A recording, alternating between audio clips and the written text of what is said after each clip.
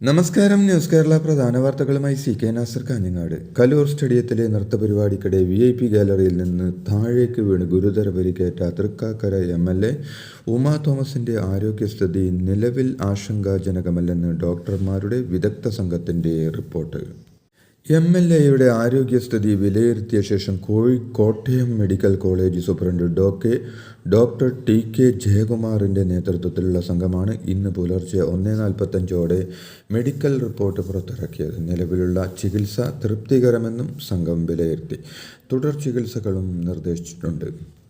നടി ദിവ്യ ഉണ്ണിയുടെ നേതൃത്വത്തിൽ ലോക റെക്കോർഡ് ലക്ഷ്യമിട്ട് 12,000 നർത്തകർ അണിനിരന്ന നൃത്തപരിപാടി കാണാനായി സ്റ്റേഡിയത്തിലെത്തിയ ഉമാ തോമസ് MLA മന്ത്രി സജി ചെറിയാനെ അഭിവാദ്യം ചെയ്ത ശേഷം തൻ്റെ ഇരിപ്പിടത്തിലേക്ക് ഇരിക്കാനായുമ്പോൾ VIP സുരക്ഷയ്ക്കായി ഒരുക്കിയ ബാരിക്കേഡിൽ പിടുത്തം കിട്ടാതെ വീഴുകയായിരുന്നു.